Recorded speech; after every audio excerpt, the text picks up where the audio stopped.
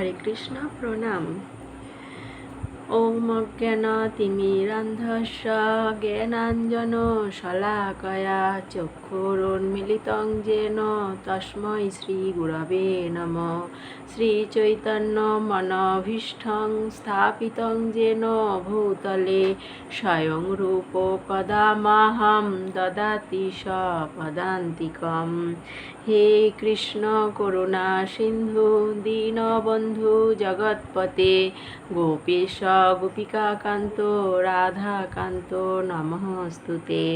তপ্ত কাঞ্চন গৌরাঙ্গী রাধে বৃন্দাবনেশ্বরী বৃষভানুসুতে দেবী প্রণমামি হরিপ্রিয়ে। হরে কৃষ্ণা কৃষ্ণ কৃষ্ণ হরে হরে, হরে রাম রাম রাম হরে হরে। হরে কৃষ্ণ প্রণাম। শ্রীমদ্ ভগবদ্গীতা কি? শ্রীমদ্ ভগবদ্গীতা হল সমস্ত শাস্ত্রের সারাতিসার। ঈশ্বরীয় বিভূতি সম্পন্ন ভগবৎ স্বরূপের সম্যক দর্শন করাবার গায়ন হল গীতাশাস্ত্র। এই গীতার জ্ঞান ছাড়া দুর্লভ এই মনুষ্য জীবন নিরর্থক। অন্যান্য শাস্ত্রের জ্ঞান ক্ষণভঙ্গুর হয়। আর আমরা যতবার ভগবদ্গীতা অধ্যয়ন করব ততভাবে আমরা নিত্য নবায়মানভাবে একে উপলব্ধি করতে পারব। এটাই ভগবদ্গীতার রহস্য। প্রতি পদে পদে এর অনুভূতি, এর উপলব্ধি অমৃতের আস্বাদন ঘটায়। প্রতিপদং পূর্ণামৃতা সাধনং। অষ্টাদশ অধ্যায়ে সমন্বিত শ্রীমদ্ ভগবদ্গীতার প্রথম অধ্যায় বিষাদযোগের প্রথম শ্লোক উচ্চারিত হয় মোহগ্রস্ত ধৃতরাষ্ট্র থেকে। ধৃতরাষ্ট্র কথার অর্থ কি? যিনি রাষ্ট্রকে ধারণ করে থাকেন। আমাদের এই শরীররূপী রাষ্ট্রকে আমরাও ধারণ করে আছি। আমরা সবাই একজন করে ধৃতরাষ্ট্র। গীতা শুরু হয় যুদ্ধের 10ম দিনে। ধৃতরাষ্ট্র 10 দিন পর সঞ্জয়কে জিজ্ঞাসা করছেন তিনি কি মনে করেছিলেন তার পুত্ররা ধর্মক্ষেত্রের প্রভাবে ধার্মিক হয়ে যেতে পারে, বা পাণ্ডবরা তো ধার্মিক ছিল, তারা যুদ্ধ নাও করতে পারে।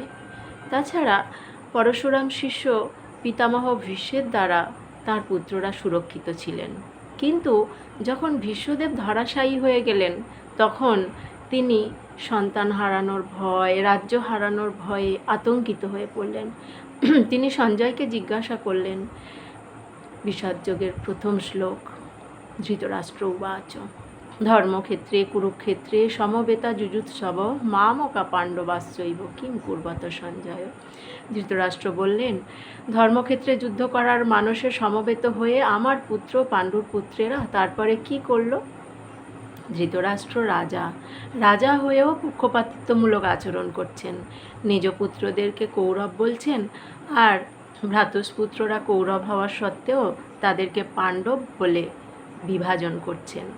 ধৃতরাষ্ট্র অন্ধ, তিনি জন্মান্ধ, দৃষ্টিতেও অন্ধ, অজ্ঞানতায়ও অন্ধ। অজ্ঞানতা থেকে মোহের জন্ম হয়। তিনি মোহান্ধ, তিনি মোহগ্রস্ত, তিনি বিকারগ্রস্ত। তিনি সঞ্জয়ের দৃষ্টি দিয়ে দেখছেন। সঞ্জয় সংযমী। যে যত সংযমী হয় তার দূরদৃষ্টি তত প্রখর হয়। এই শ্লোকে ধর্মক্ষেত্র, কুরুক্ষেত্র এই দুটি শব্দ বিশেষ তাৎপর্যপূর্ণ। একটি ইষ্টমুখী প্রবৃত্তি যা দৈবী সম্পদ, অপরটি বহির্মুখী প্রবৃত্তি যা আসরিক সম্পদ।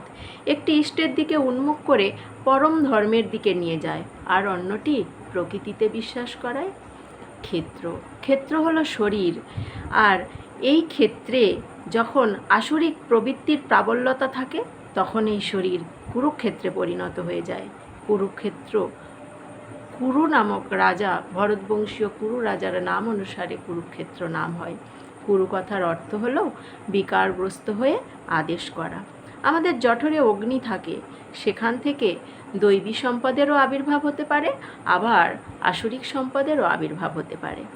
যখন আমাদের হৃদয় রাজ্যে এই দৈবী গুণসমূহের আধিক্য ঘটে তখন এই শরীর ধর্মক্ষেত্রে পরিণত হয়।